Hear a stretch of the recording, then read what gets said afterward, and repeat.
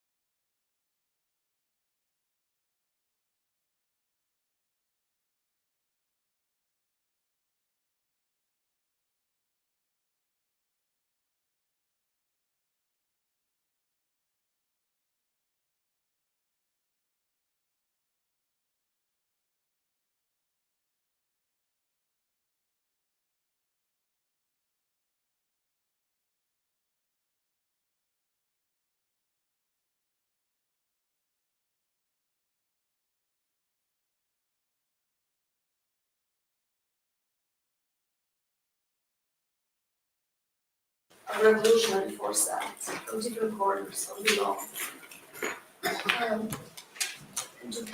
To be very historicist, very down to earth about the possibility and the hopes for revolutionary action. We have 4 people on this panel. Enzo, Rossi, Apostolidis, Lillian, Cicerchia, and Sara, Farris. And we will start with Enzo if he's ready with his PowerPoint. Yes, thank you very much, Albena. Thanks everyone for coming. I must say I will disappoint you because I would have liked to be a thinker and an intellectual, but in fact I am just a professional nerd. So this will be a very dry. The microphone, use the microphone. Oh, do I need it? Yes. Oh, great.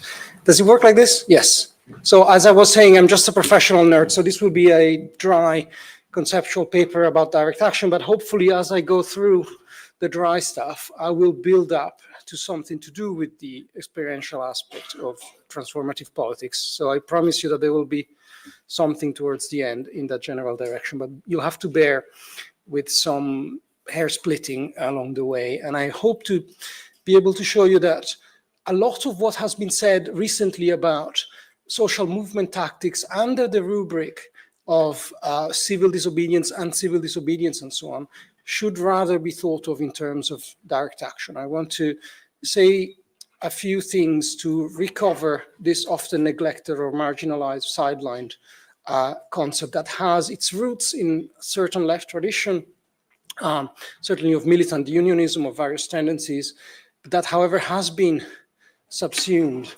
under the rubric of the more palatable to liberal concept of civil disobedience. But look at this nice quote of somebody who has been canonized by liberals, Martin Luther King. He does use the phrase direct action, and that's what I want to try to recover. So this is what I advanced the thing here. Good. Yes, thank you.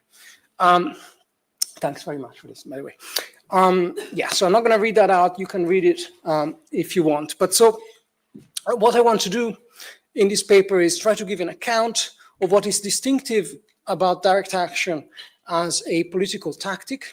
The concept of direct action that I want to put forward, I should say this is joint work with my colleague Paul Raekstad. The concept that I want to put forward is, in a way, politically neutral in the sense that I don't think it belongs as a concept to any particular political side, though historically it has been associated with many struggles from the left. Now, yes, I want to start with a vignette. This grainy picture is from the Baton Rouge bus boycott of 1953. Let me give you like a potted history of the early years of the civil rights movement. Now, you know that for quite a while, they were not particularly successful despite some legal victories. But here is a moment that is seen by many historians in retrospect as a turning point in turning the civil rights movements into the successful movement that we celebrate today. And the thought here is that this was a moment in the movement where Black people and their allies, but primarily Black people in Louisiana, decided to target elites where it hurt. So this was a boycott of a bus company that then also had repercussions in the labor movement at the time. And eventually this was a pivot where the movement understood that by applying pressures against elites in their material interests in certain ways, they were going to achieve more impressive and longer lasting victories. Now, so this is just a potted example of how direct action works. The thought is that you sort of create a material cost in elites, and this makes them afraid of this cost reoccurring in the future. They are then motivated to concede. So what we want to do in this paper is effectively try to give a conceptual account of exactly how this mechanism works and how it differs from other concepts and other political tactics in the sort of conceptual neighborhood, right? So this is just a summary of the paper. Now, as I was saying before, we want to show what's distinctive about direct action as opposed to civil and uncivil disobedience and all these other concepts. And what we want to show is that what's important is to focus on the directness of the action and on the specific kinds of disruption that characterize it. And so instead of focusing on the communicative aspect of civil disobedience or on how it fosters democratic values or all these nice things that are normally associated with the civil disobedience playbook, right?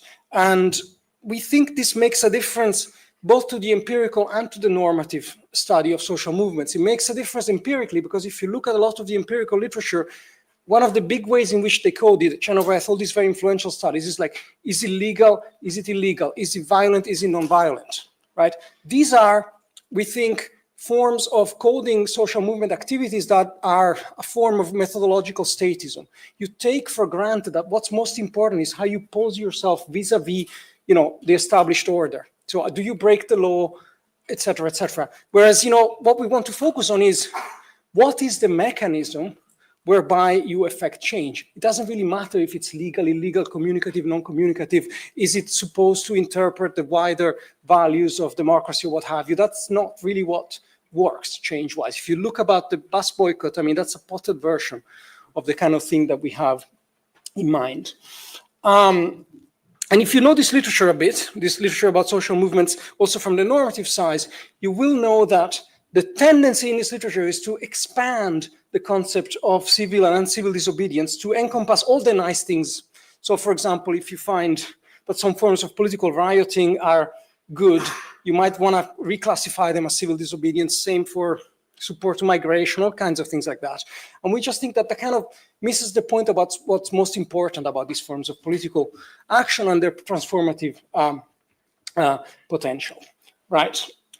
So this is what I'm going to do. I'm going to try to give you a definition. Then I'm going to try to differentiate the concept from the neighborhood conceptually. And then I'll give, if there's time, well, what we do is we bring together two different empirical literatures about political change, and we try to identify exactly what is the mechanism direct action triggers. And then finally, coming closer to the theme of the panel, we want to talk a bit about the experiential aspect. So how does engaging in direct action potentially transform political actors in a way that goes through the way in which they experience their political activity? Okay, now, definition, I promise you, was going to be dry. In fact, it consists of two necessary and jointly sufficient conditions, and they are the ones you see there. An agent takes direct action if and only if they seek to attain their purposes through actions that deploy their own powers and without depending on uncontrolled intermediaries. Now, let me just unpack this a little bit, right? Now, here, I'm just giving you the potted definition, necessary sufficient condition. What we actually do in the paper, for which there is no time at all, is we have, Nietzsche famously said you can't define anything that has a history, and he was kind of right, except we need definitions, especially if you're going to study something empirically, you're going to have a definition because you want to be able to know, has this thing occurred or not? And so what we actually do in the paper is we go through a long list of historical formulations, like starting from the sort of 19th century all the way to the mid-century, mid-20th century, and so on. We have 7 historical formulations, and then we try to extrapolate some of the more salient features, and then we sort of do some conceptual groundwork. But in practice, I'm just going to give you sort of what results from this sort of historical extrapolation without going through the historical material. But in practice, let me just say a couple of things. So, actions that deploy their own powers without depending on uncontrolled intermediaries. So that's meant to capture a difference between something that's petitioning or asking nicely, or in fact expecting a politician or somebody else to do things for you. The notion of power that we are using here is just a very standard one, a real possibility to do and to be, right? Which implies a meaningful choice about whether to do or to be, right? And so that means that if a union goes on strike to pressure an employer to, raise their wages, the members of the union, or the union as a collective agent, is in fact using their own powers, a real possibility that they have to do or to be, to reach their purposes. They're not using an intermediary, right? You can take the union as a collective agent in this particular way. And the second condition about uncontrolled intermediaries is meant to spell out this philosophical category of directness. So it's not a point about mediation or representation, but it's about avoiding this certain dependency. So what is an intermediary? It's an agent operating between the acting agents and the purpose they wish to achieve, right? So the real question is a question of control. So we wanted to come out so that even a fairly hierarchical union can engage in direct action, but electing a politician to do things for you doesn't count as direct action, right? And the whole conceptual thing is set up like this. Oh yes, no, that's doable, I think. Right, so then, so what it means to control an intermediary is that for a certain range of action, the acting agents can specify the purposes and means of their actions, and then they can limit, change, or stop the action, right? So imagine if you're a union, you have recallable delegates and this kind of thing, right? So, and the control intermediary can also be a separate agent from the acting agent, of course, right? So, so the classic case of a union going on strike or boycotting or engaging in sabotage to win an 8-hour day is a form of direct action, right? Because the union is using its own powers to try to substantively change the external conditions the employer faces, right? So that the employer's choice to concede can no longer be considered sufficiently discretionary, right? So that's what basically you want to put the employer in such a way where you reduce their discretion. That's how you apply pressure, right? So you take away from them the power to be or to do. That's the mechanism, right? Whereas petitioning is a communicative action and so on. This is the relevant contrast class, right? So the real opposition then in rejecting uncontrolled intermediaries is not to mediation per se or representation, but it's really to domination, so the discretionary power of others, even if they are the people who purportedly act on your behalf, right? And so then we make a case for why this account conceptually is compatible with all the historical stuff, right?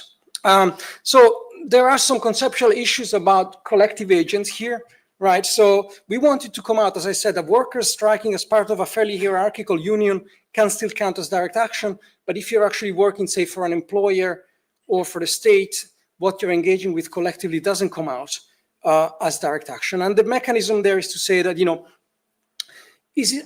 what is typical of wage labor under capitalism is that you lack a reasonable alternative, basically, right, to engage in either that particular wage labor or something quite comparable, whatever your market position affords you, right? This cannot be said in the same way about being the member of a union. And that's why even if you are embedded in the fairly hierarchical structure of a union, your participation there counts as voluntary and employing your own powers in a way that carrying out a collective project as part of wage labor doesn't. I mean, that's the rough version of this idea, right?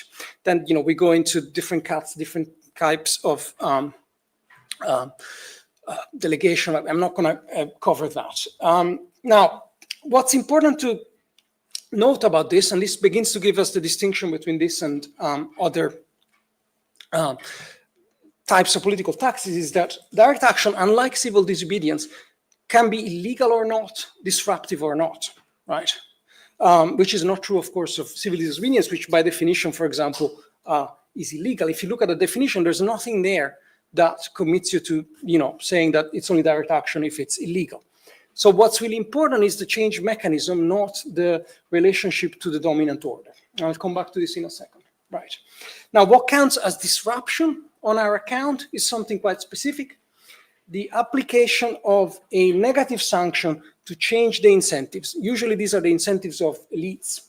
But importantly, again, in the literature, or rather in the literature against this type of social movement, there's often a suggestion that direct action involves making a fuss, creating chaos. There's this long-standing association with anarchism, but that's not the case. I mean, think about the bus boycott, all kinds of different things. The thought is simply that, if you can make the elites afraid that more costs will be imposed in the future, you just change their incentives. You lead them to concede. That's all it is. Now, very often, an effective way to do this is, in fact, to make a fuss. But that's, again, not part of the concept. It's just an empirical issue, whether you're going to want to do that.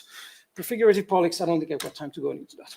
Okay, now, distinguishing this from neighboring concepts. Now, civil disobedience, like I said, in the literature, they're just trying to broaden it beyond recognition.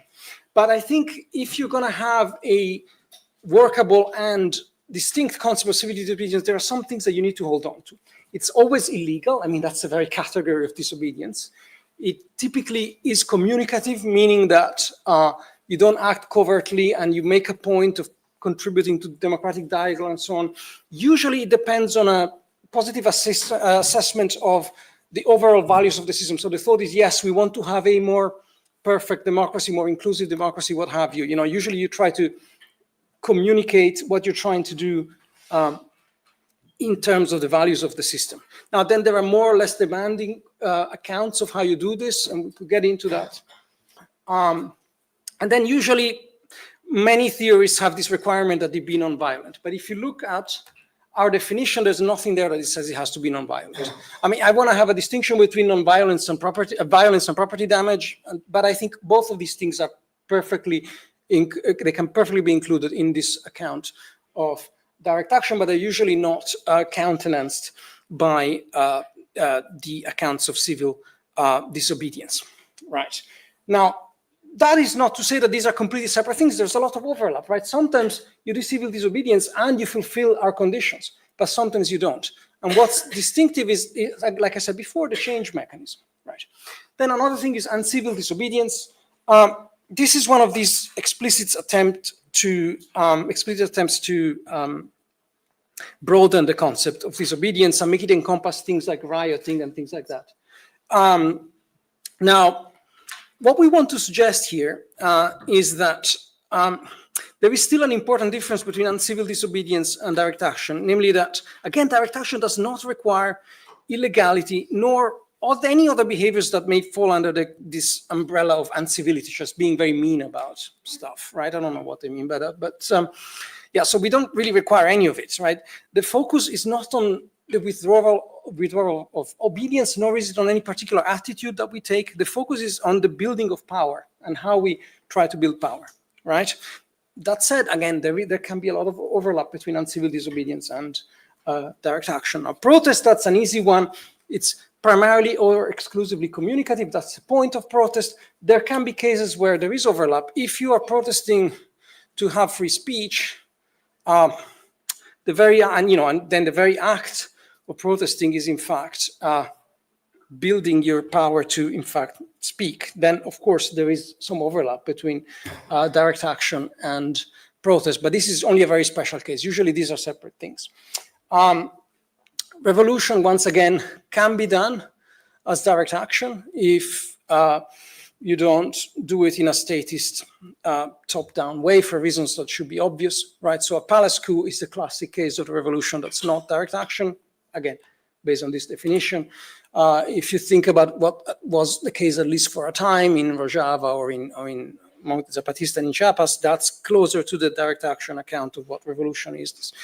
It's not about, the revolution is about, the wholesale replacement of a political system, but the question is how you do it, by what mechanism, with what kinds of mediated versions of power and so on. Okay, that's pretty straightforward. A couple of things that recently people have been trying to include under the umbrella of civil or uncivil disobedience are rioting, theft, these kinds of things. Right, now here I think there are distinctions to be made. Look, I think we agree with these theories that certain acts should be reclassified as political rather than criminal. But we think that in many of these cases, the category of direct action is a better fit than the category of civil or uncivil disobedience, right? Whereas this literature just collapses this distinction, right? Now, what the tendency in the literature is to say, if you like the cause, you say that's actually civil disobedience because it deepens democracy or something. Now, we have a neutral account of what is direct action. So we want to say that, if you riot in a way that actually puts pressure on elites in the way that we describe, then it's direct action. If not, not. And we just think that, it makes a difference to the empirical study of these things. You have to conclude. Do I have to conclude? Oh my God, I'm really behind. Well, look, there is a long... There will be time to clarify. I am sorry. Questions. I'll say 2 minutes. Can I? Yes? Okay, there is a very complicated look at some empirical literature and exactly how the change mechanism works. I'm not going to say anything about it. The last thing, sorry, it's a 13,000 word paper. Just the last couple of things. The change mechanism is all about what happens outside, but there is an internal mechanism, and that speaks to the experiential aspect. Just to conclude, the thought is that if you really want to understand how direct action works, you have to think of it in terms of dual cultivation. The thought is that as you exercise your power in this way, you become cognizant of your own powers, and that builds capacity, political capacity for the future. And I think I probably am out of time, so yes, it doesn't matter. Okay, sorry.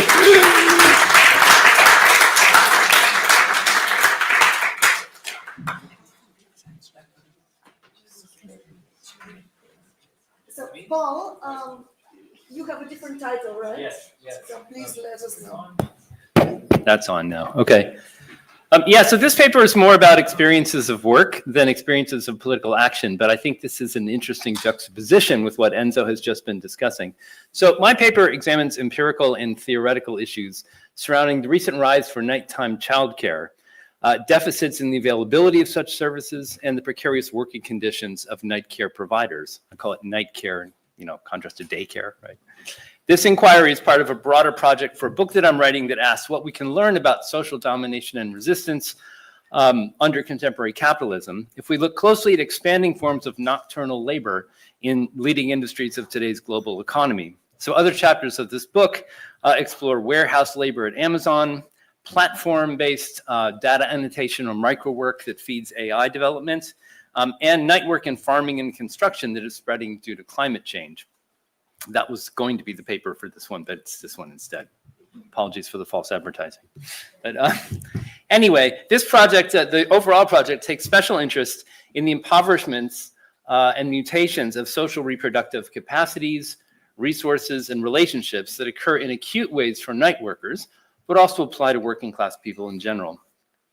In this paper, I first briefly survey the global landscape for child night care provision, and then I review findings from my recent empirical research on night care in the UK. I discuss how UK night care workers struggle with fragmented temporalities of everyday life, inadequate job opportunities, and vulnerability to job-related health and safety problems. I argue that Marxist feminist theories of social reproduction provide a very compelling conceptual framework for interpreting the sources of these problems.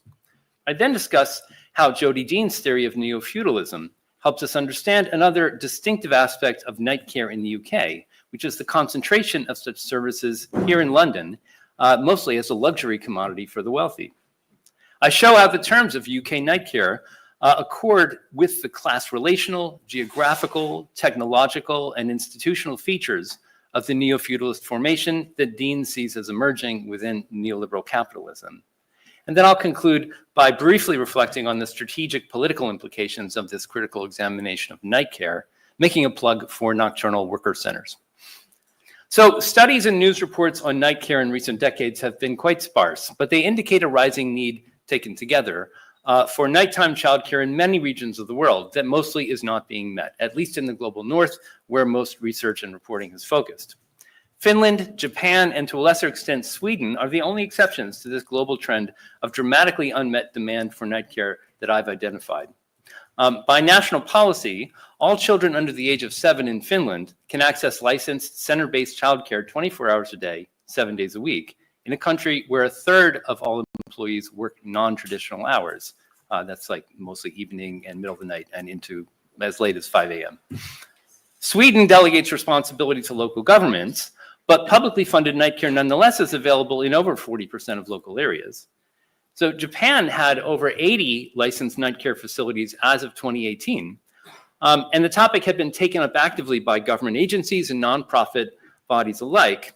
However, there's been some moral panic in Japan over the spread of so-called overnight baby hotels, with media reports claiming that these unregulated facilities are mainly used by sex workers, and thus there's alarm that they are eroding family and moral values.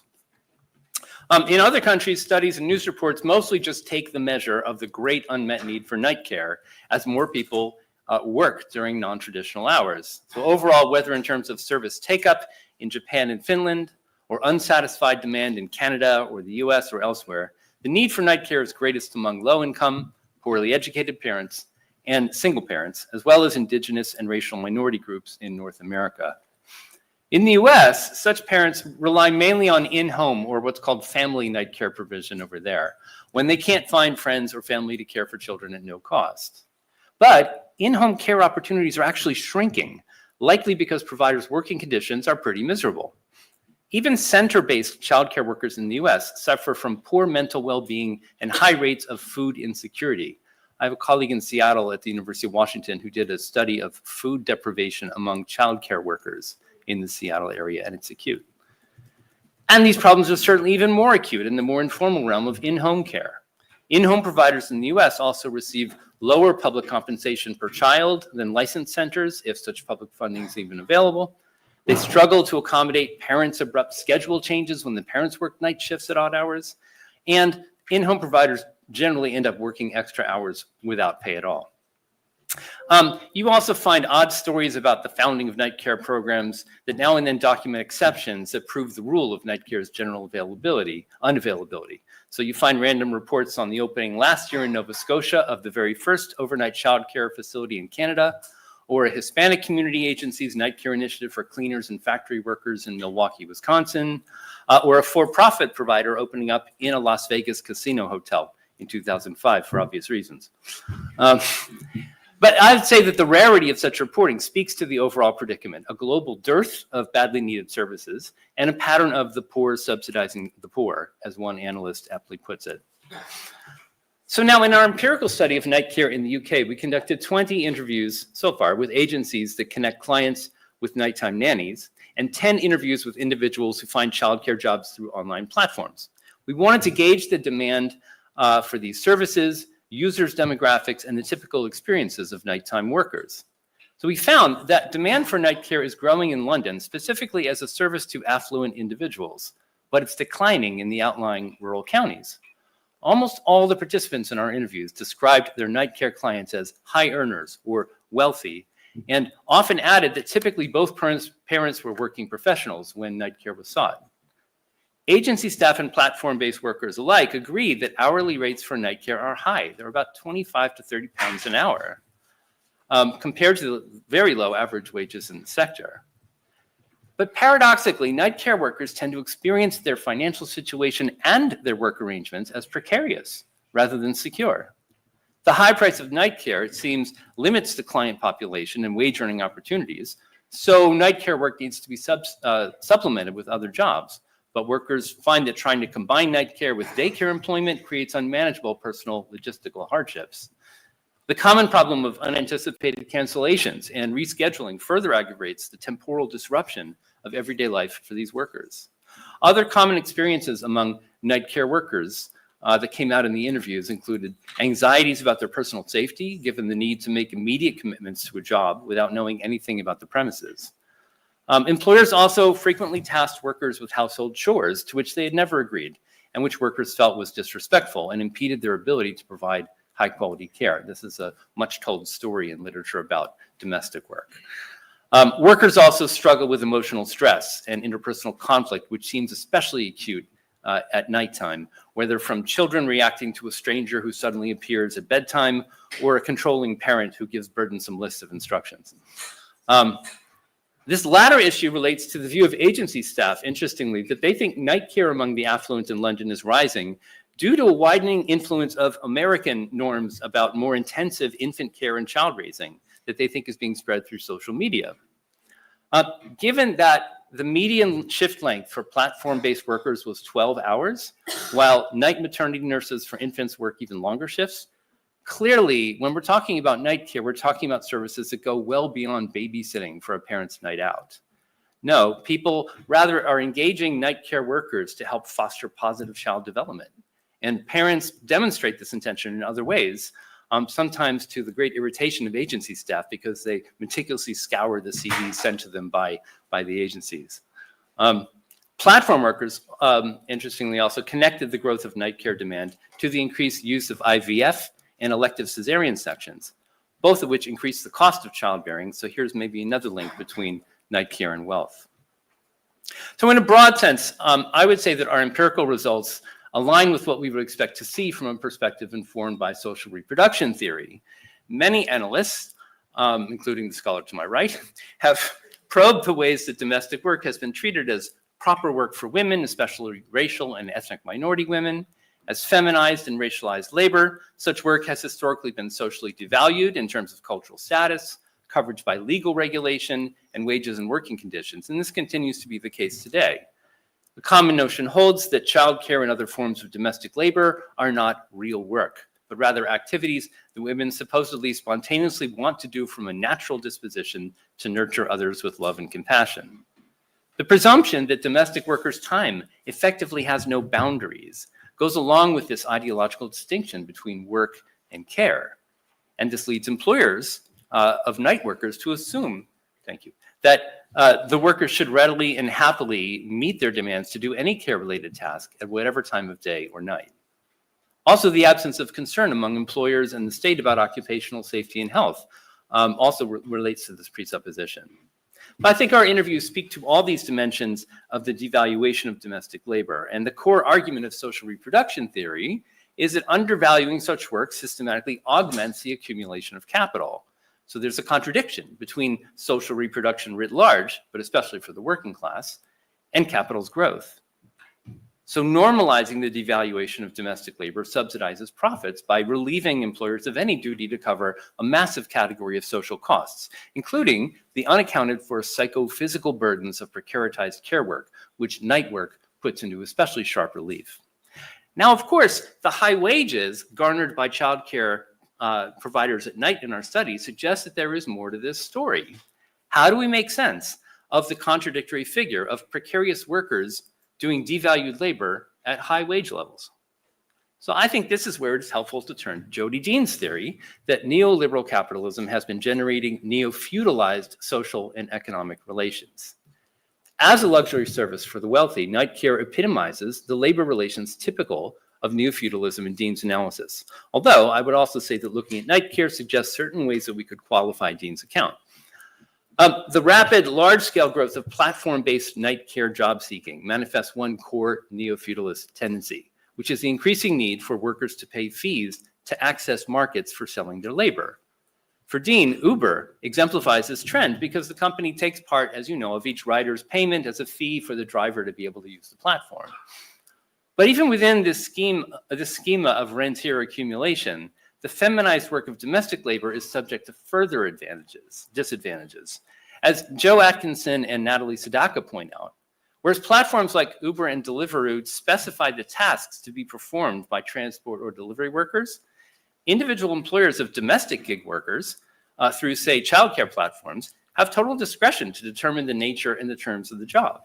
And that translates into even more unpaid labor to get work for these workers than other gig workers have to do, because curating your online profile becomes so much more important to getting hired, of course, especially when American norms of intensive child rearing are on the rise. This personalization of the employment relation and the arbitrary power it gives to employers instantiates another key feature of neo-feudalism as theorized by Dean, and this is the waning of work environments governed by contracts that formalize parties' reciprocal duties and the rise of labor domains where employees must conform to employers' idiosyncratic, informally conveyed expectations. Now, we might respond to Dean and say, well, there's nothing neo about these feudalist conditions in domestic labor. They've been like that for quite a long time, but the platforms make it worse. And that's not only because of the extra burden the worker takes on of curating an attractive profile that shows how nurturing and loving you are, but also because workers usually have to cede control over personal information in order to use the platforms at all. Under these conditions, it also becomes more likely that the fetishization of care that Sara criticizes in a recent article as a conceptual problem in the ethics of care feminist literature will play out in practical ways when childcare workers are engaged. So inverting the process of commodity fetishism by which for Marx the relations between things stand in for relations between humans, Sara argues, quote, in the world of caring, we see the people, but not the commodities behind them. The appearance of care as loving nature lures us into thinking that in a caring relationship, individuals relate to each other primarily through their innate emotions, which do not seem to have much to do with capitalist commodities. I think that Sara's notion of fetishized care adds an important dimension to the account of neo-feudalism, both in terms of naming this ideological dynamic and in drawing attention to a gendered aspect of this epical transformation. Also, insofar as defetishizing care involves recognizing the ambivalent rather than uniformly loving affects that workers have in regard to their activities, I would say that Sara's critique adds some helpful nuance to Dean's characterization of the structure of feeling in neo-feudalist society as defined by, quote, pervasive feelings of insecurity, anxiety, and catastrophe. So then there are two other ways that Dean's theory, I'm almost done here, illuminates important things about night care in the UK today. So first, Dean discerns the neo-feudalist shaping of a, quote, political and economic landscape where desolate hinterlands surround protected, often lively centers. And I think we can see the increasing provision of night care in London while it disappears in rural areas of England as exemplifying this geographical dynamic. Second, for Dean, neo-feudalism involves the, quote, formal subsumption by capital of vital industries and labor processes. This is certainly occurring through the platformization of childcare work. It's also happening through the corporatization and financialization of UK nurseries in general, about which Sara has also recently written. And now to conclude. So how might this discussion, and to sort of bring it back to the theme of the panel, how might this discussion of night care labor inform endeavors to, did you drop your computer? Oh my God. Inform endeavors to develop the grounds for socially transformative consciousness and affect within working people's everyday experiences. So night care work is becoming ever more essential to the functioning contemporary capitalism as night labor simultaneously expands in today's leading industries, from data annotation to warehouse shipping and etc. This lends strategic importance to efforts to organize night care workers that deal pragmatically with the spatial dispersions, the temporal dislocations, and the employment relational variations of night care provision. Now, in the broader field of domestic worker organizing, US urban worker centers that were founded mostly 30 years ago by male day laborers have recently, and I mean in the past 10 or so years, expanded to include major contingents of mostly female domestic workers, not only as members, but also as leaders at the local and national level. I think that this idea of worker centers holds a lot of promise. As I've shown in previous research, day labor centers elicit the political potential harbored within demoralizing circumstances of precarity. The ways, that is, that precarity can be construed not just as lack or misfortunes, but I write about how worker centers call forth new kinds of politics and solidarity arising within, not just despite, but also by virtue of people's situations of precarity, fostering transits between practices of mutual aid and care, collective effort to find work and ensure subsistence, and democratic self-government and solidarity. Now, those organizations in the US tend to be founded by Latino workers in heavily Latino communities, although they're also more global than that. But in any case, different models meant for distinct cultural contexts would be needed. But a new network of nocturnal worker centers for night care providers and other workers of the night could furnish key organizational means to activate night care workers' political potential and help meet their reproductive needs. You know, the Autonomy Institute think tank here in London has been formulating proposals along these lines. And in fact, we had a panel about this about 4 years ago here at HM.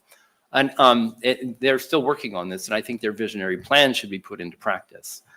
And then finally, on a broader level, because worker centers alone can't carry, of course, all the weight of revolution or mass mobilization.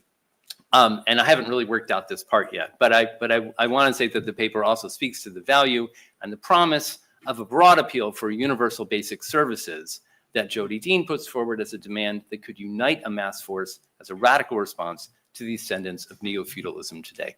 Thank you. I'm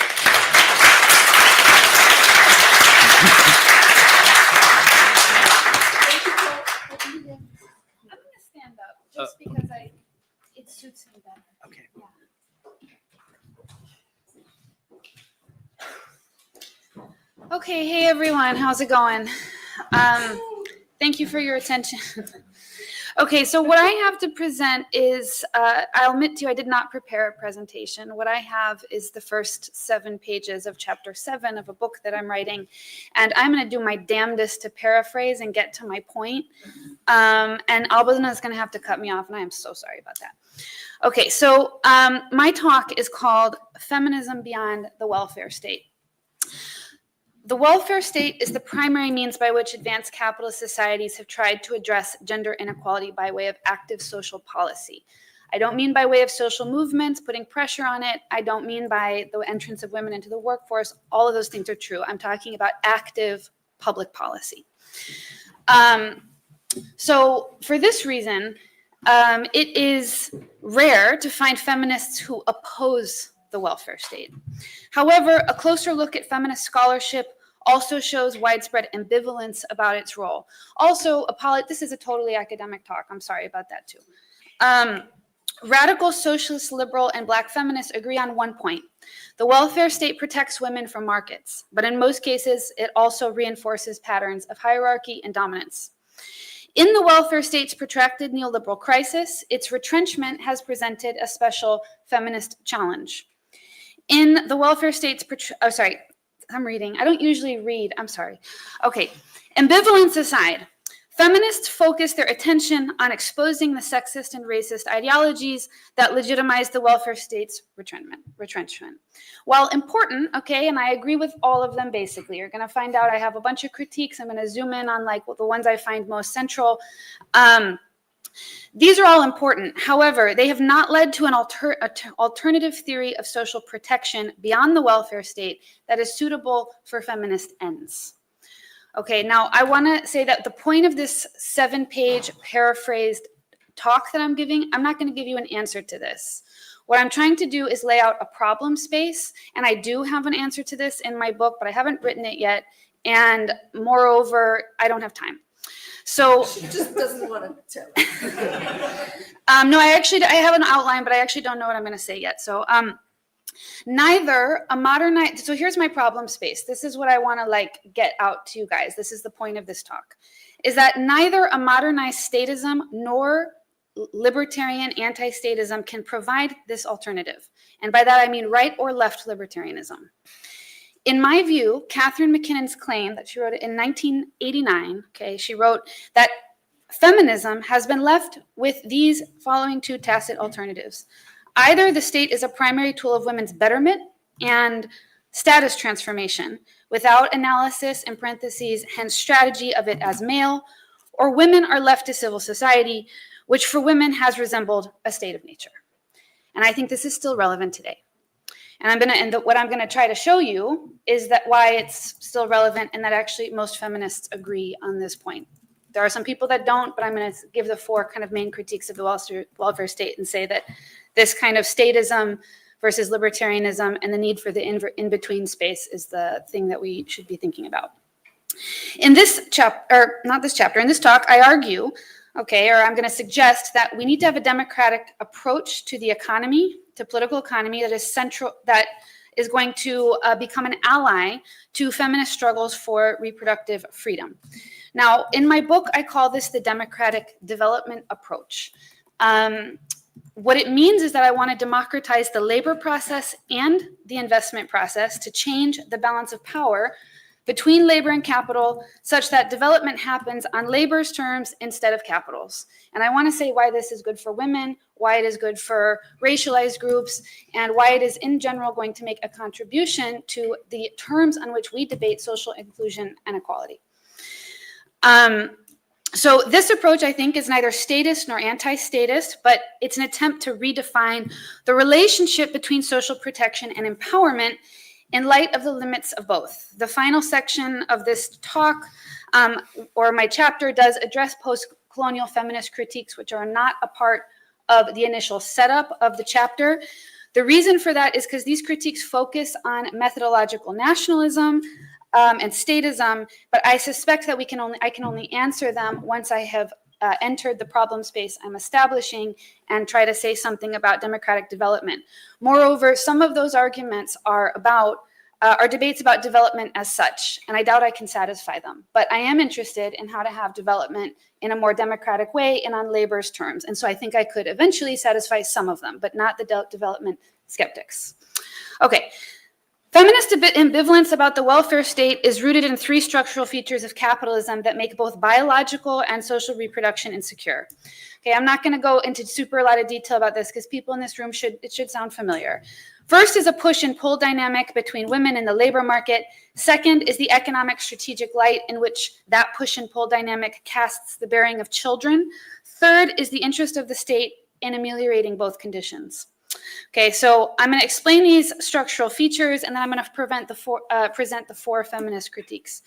So what I find in these 4 critiques is one common point of agreement about the role of the welfare state, that it protects women from the effects of the structural insecurity that I describe here.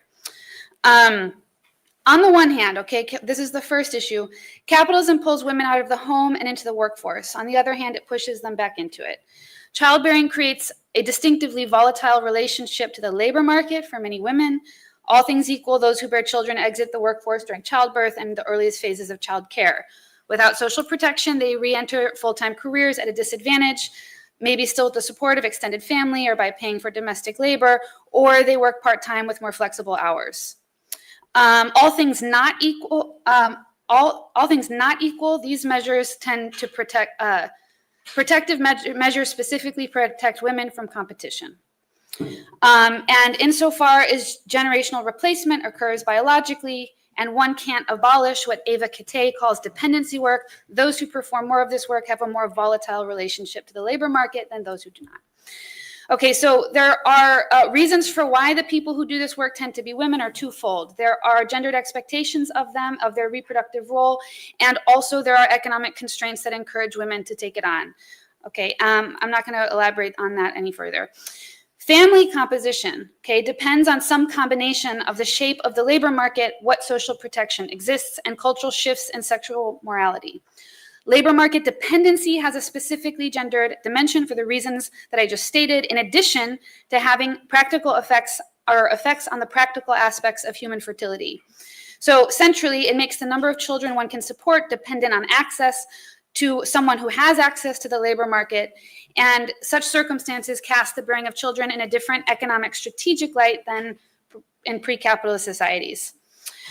Individuals and families begin to calibrate how many children to have and when they should have them in response to the resources that are available, and safe, like, you know, in contrast to safety-first strategies of peasant-producing societies, like you want to have as many children as possible to work the land, to ensure inheritance, to ward off the effects of disease. This all falls to the wayside in favor of family planning. Okay. That's why in capitalist societies, many moral appeals to sexual restraint serve the end of material prosperity, asserting that families should prioritize the quality over the quantity of their children unless they have the resources to do both. Okay, this is where this starts to intersect with my argument about the welfare state. Unlike capital, this is structural insecurity number 3. The state tends to play a proactive political role vis-a-vis both biological and social reproduction. For capital, labor is a cost, so it doesn't have any interest in internalizing the cost of reproduction. You all know that.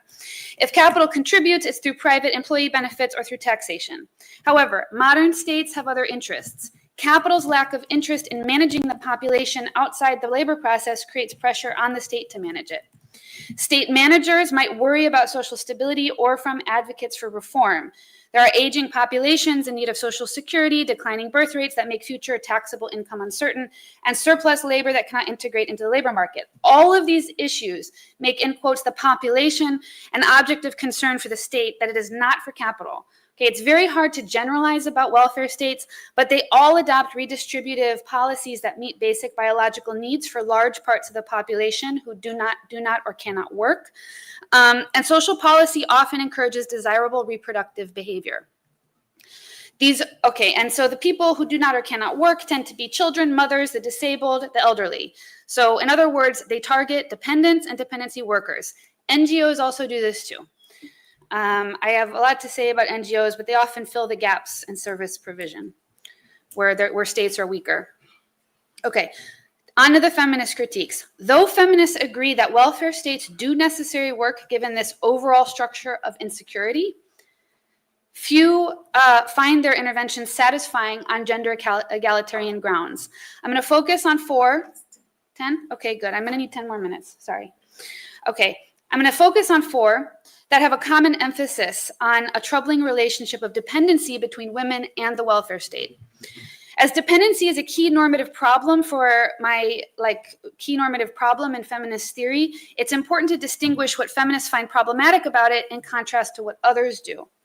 Even if there is some overlap, the freedom-enhancing opposite of dependency for feminists is not necessarily independence in like a classical liberal or Republican sense. If anything, feminist freedom is something like independence and cooperation or something like this.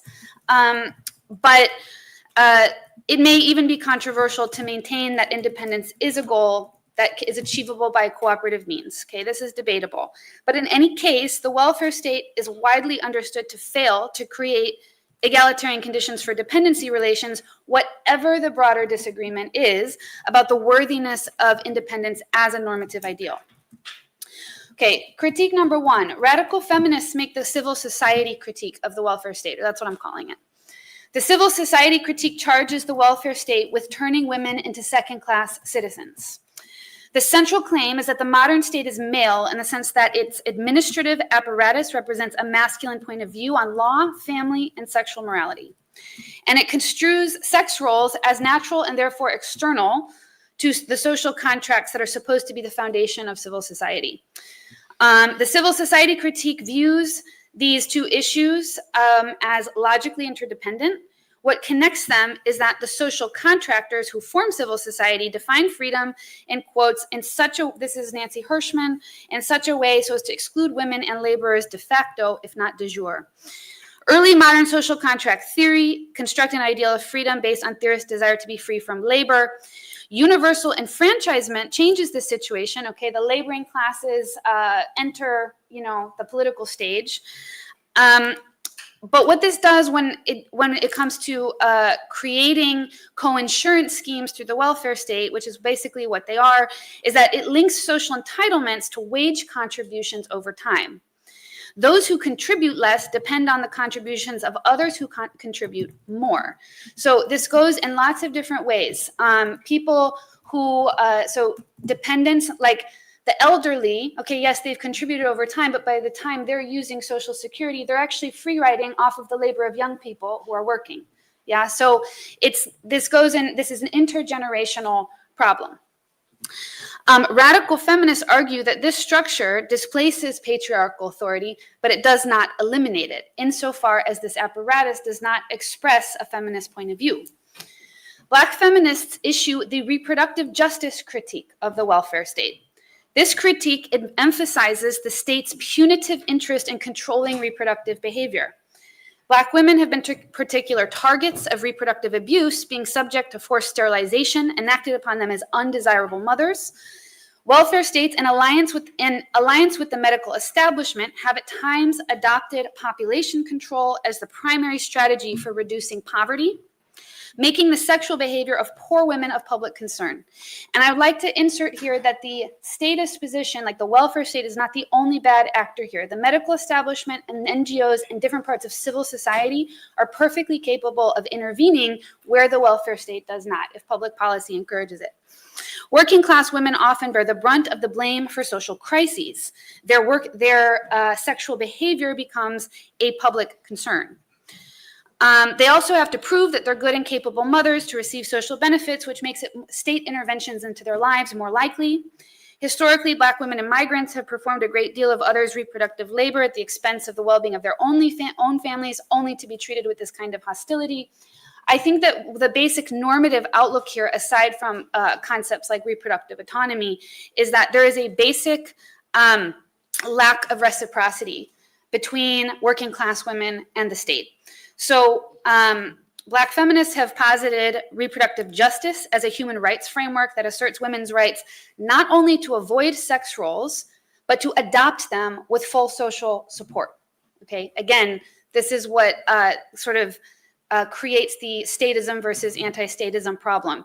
You can't say that you would like to be free of sex roles and then also say that you would like them without full social support in a libertarian context. Full social support, what does it mean?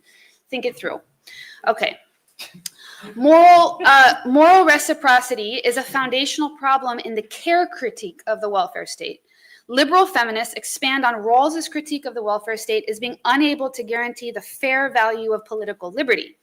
Given that it compensates for injustice rather than designing fair institutions that secure fair equality of opportunity from the start. Welfare capitalism creates an unequal basis of social cooperation, since wealth and power remain concentrated in the market, leading to unequal bargaining power.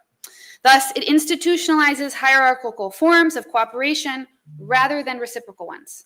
Liberal feminists extend this critique into the family and women's unequal access to paid work and care support.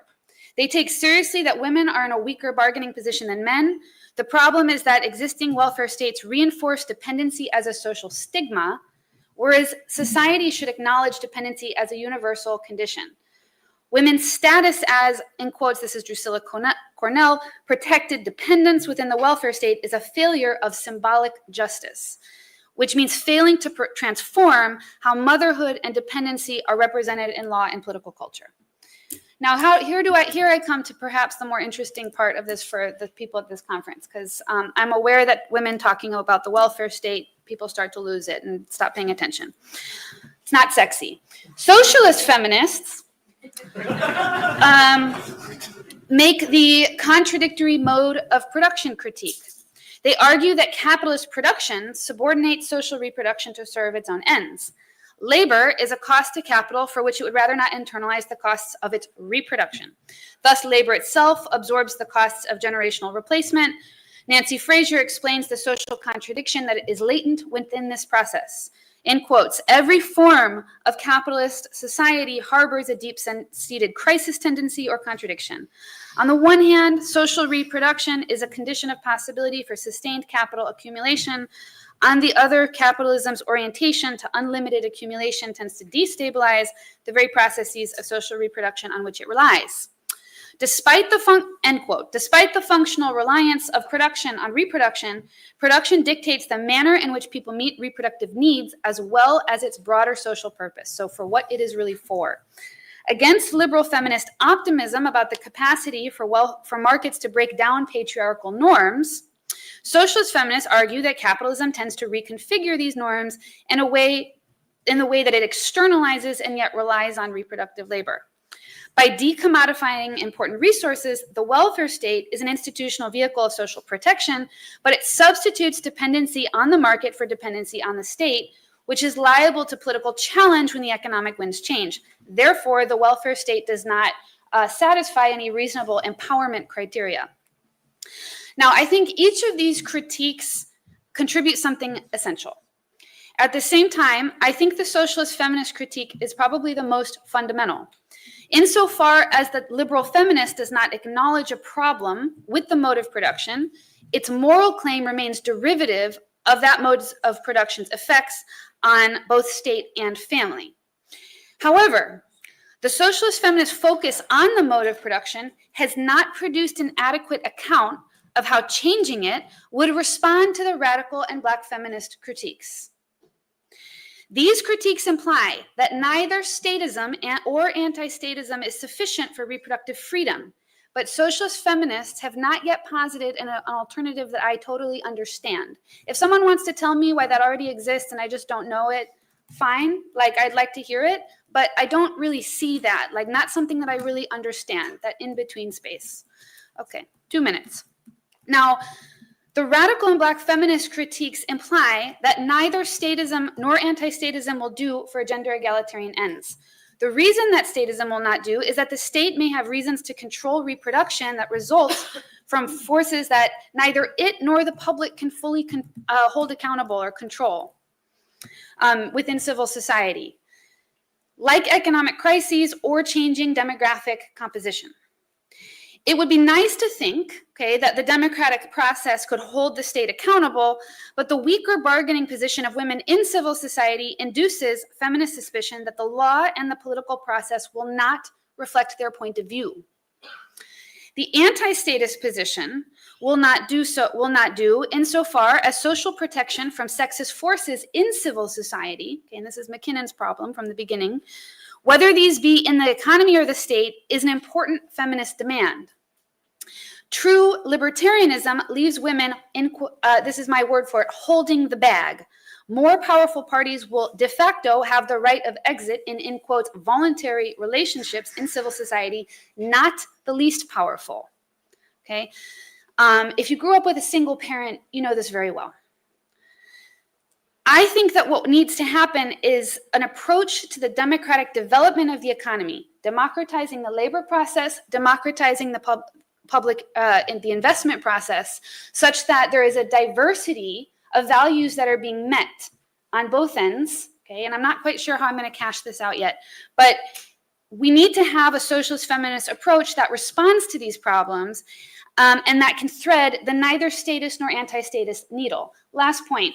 What do I mean by in between? Some state intervention is until we, in a market-based society, so it could be like restricted markets, it could be market socialism, it could be whatever, but in a place where people are highly mobile and they can voluntarily move around a lot, some universal social protections, old age insurance, child care at the beginning of life. These are things that I doubt can be provided outside of modern states. Like I simply doubt that. I think the project is to make it universal and an entitlement. So I think liberal feminists are right about that. You have to change the meaning of it socially so that this isn't seen as dependency, it's seen as a social entitlement. On the other hand, everything in between, we need more autonomy in civil society. And I would like to think through how to democratize these elements of civil society to create more social support and create more autonomy outside of the labor market. Okay.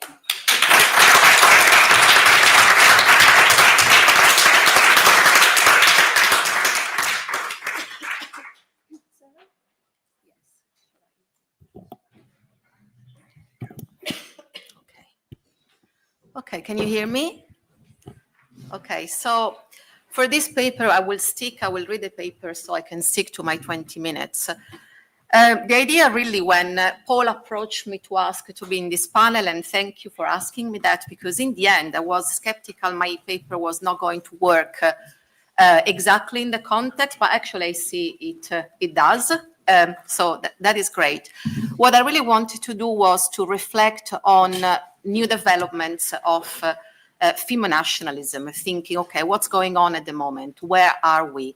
And what I want to do is really to reflect in particular on one of these developments. So, I hope you can follow with me on this. You will see at the end I have more questions than answers to a way, and I think this is the best place to actually present these questions.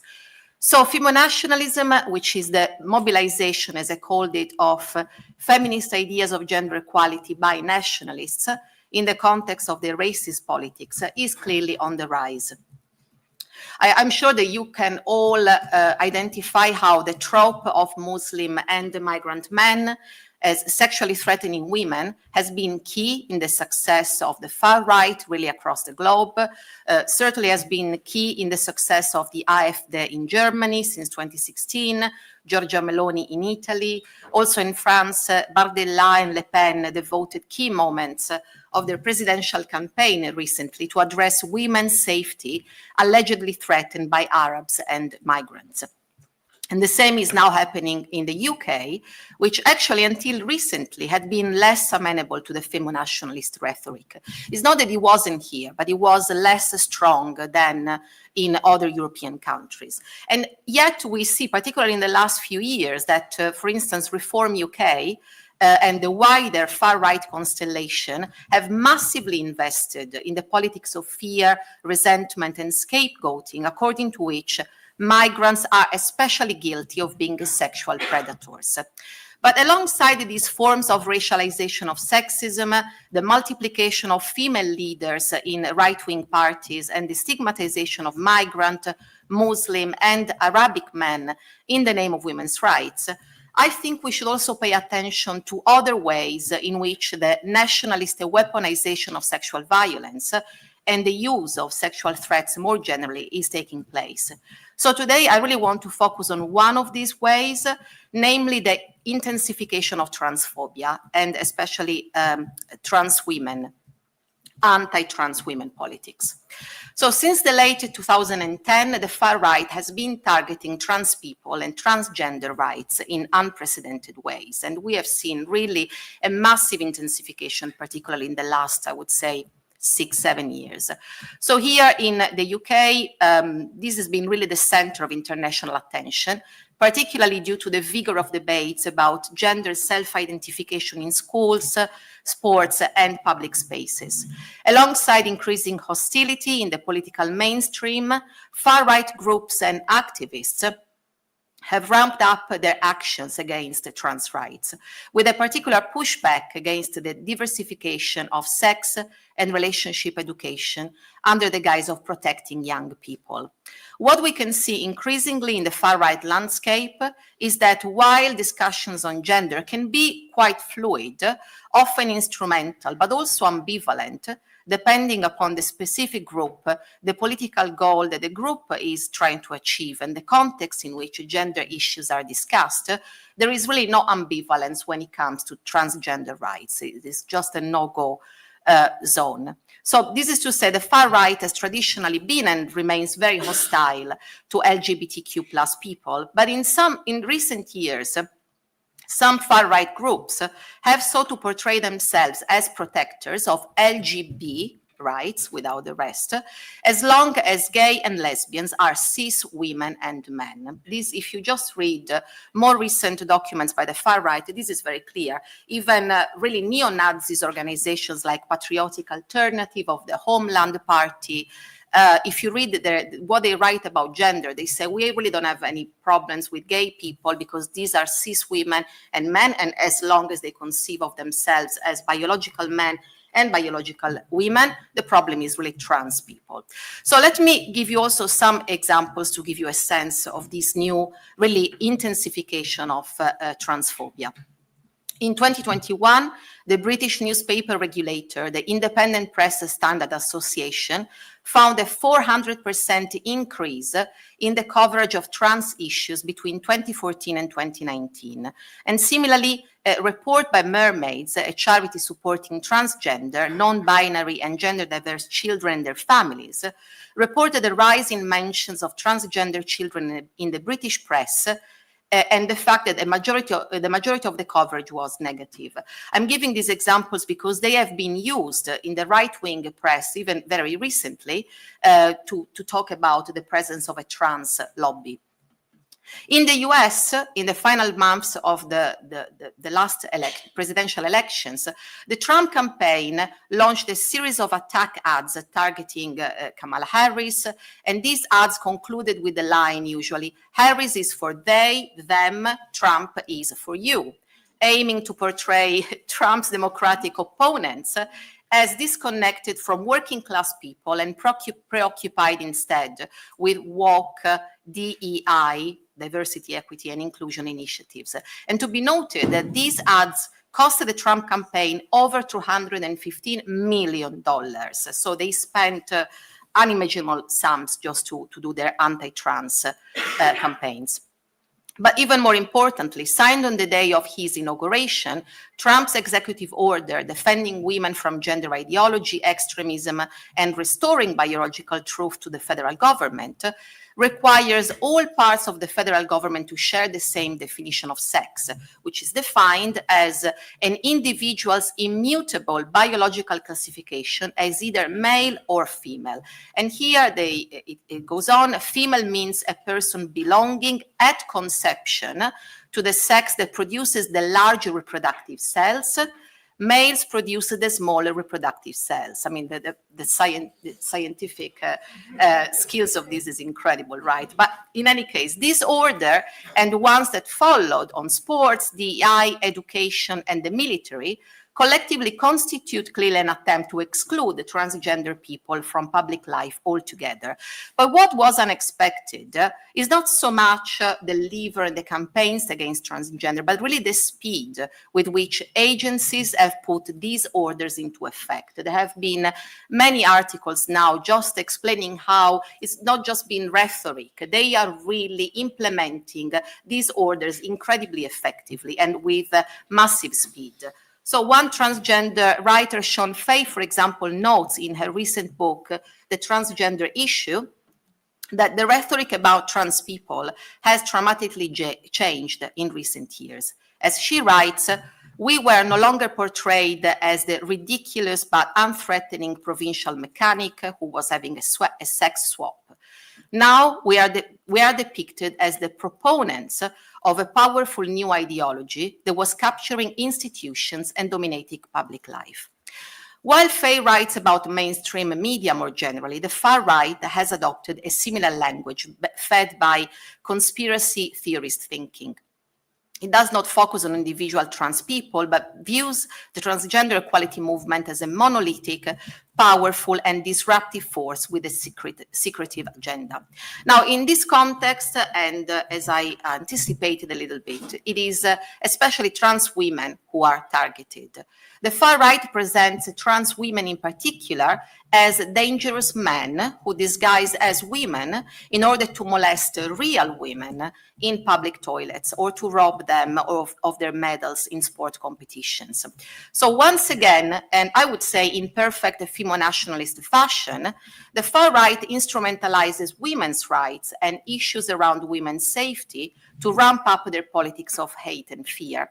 And indeed, as several commentators have noticed, there are also many similarities in the ways that the far right represents and vilifies trans women, transgender people more generally, and Muslim and migrant men. So, for instance, transgender people, like Muslim men, are represented as a danger for children, just as Muslims are allegedly the main figures involved in grooming gangs, involved in sexually abusing minors. So do transgender people, particularly the so-called trans lobby, try to pervert children's minds with gender ideology.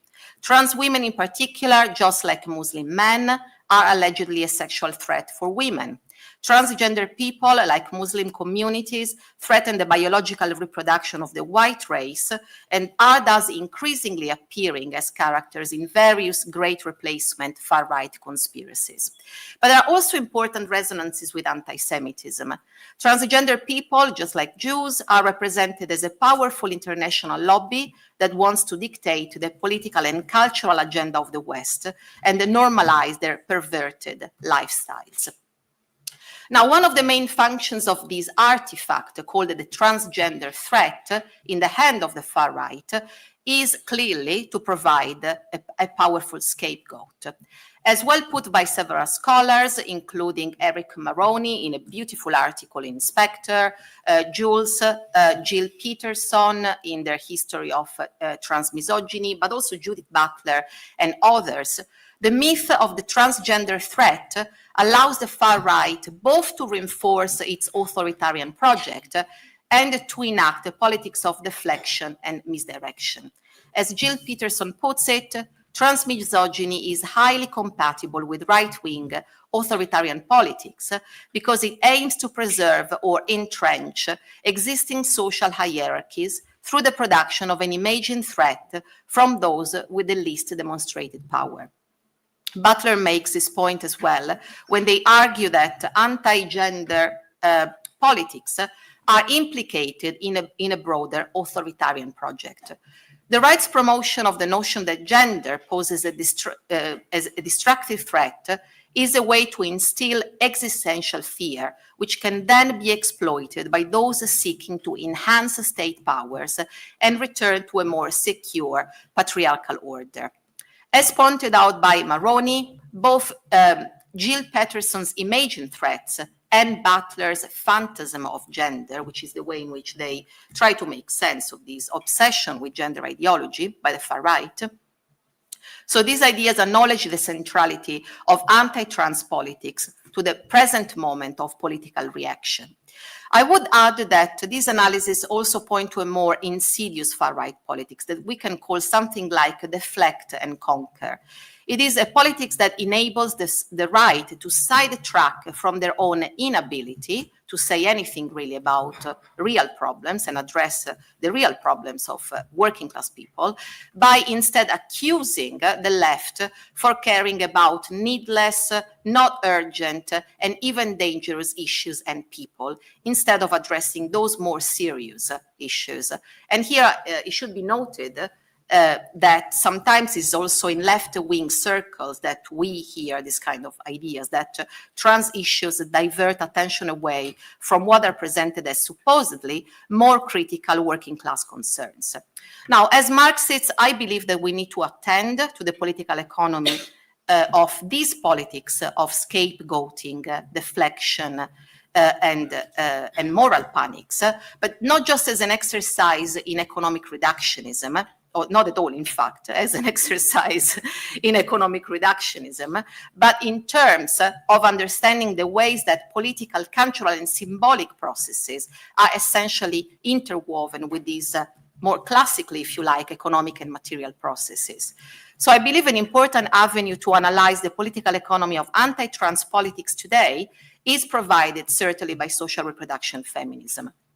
Several scholars have noted how anti-trans messages target social sites that have been destabilized, deregulated, and defunded through decades of neoliberal policies: schools, healthcare, and the family. Indeed, sexual and gender education in schools and gender-affirming surgery are presented as useless luxuries that only serve the interests of the trans lobby and take resources away from services that instead have been cut, desubsidized, or privatized, as the right to propaganda goes. Over 40 years of neoliberal policies leading to the so-called crisis of social reproduction have also recentered the family and the private households as a sort of last bastion of the safety net once provided, at least in part, by social services. So the nuclear heterosexual family is thus here reconfigured by the far right as a space of security, certainty, and dependability that transgender politics is threatening. But while attending to questions of social reproduction, I think is absolutely crucial and is exactly what we need to do, I think there are also some questions that keep bothering me and that I think they really remain. And I think for these, we as Marxists need to develop better tools. So this is really a question that I keep wondering about and which I present here to you, even though I don't believe I have a satisfying answer in a way. And in a way, I really welcome any suggestions and any comments really that you would like to give. So I really keep wondering, why are trans women in particular so instrumental to this politics of deflection and scapegoating of the right? And to put it, if you like, more clearly, given the far-right obsession with women's bodies as bearers of biological reproduction, why they don't appear to be so concerned with trans men, which in a way seem to me to make more sense. So if you start digging, as I unfortunately did, into far-right discourses on gender ideology, and honestly, believe me, it's really ugly, it becomes immediately apparent, I think, that the majority of examples used to illustrate the supposed dangers of transgender people refer to them as, of course, as I said, potential rapists, as a sexual threat for women, but also as somewhat absurd, incomprehensible biological men who think it is impossible to ignore the dick between their legs. So if you go really in threads, this is all they talk about. So here I would like to suggest that we really need to attend very carefully to this indictment by the far right of trans women as expressing contempt. In a way, it's like as if somehow they are represented as betraying men. So, and paradoxically, and although they are represented by TERFs, critical gender feminists, as a threat for feminism, I think the far right, in a way, seems to be unwittingly charging trans women for being precisely the best allies of feminists. For they perform not just the symbolic, but the real castration of men that feminism in the far right minds has always dreamt of realizing. So in that sense, anti-trans women politics requires us to go deeper, I think, into our understanding of neoliberal capitalism, in particular as a stage of accumulation that has led to the crisis of social reproduction, but also importantly, the so-called crisis of masculinity. There is a huge literature on this, but to my mind, at least, I'm not sure that we as Marxists have dealt with this very clearly.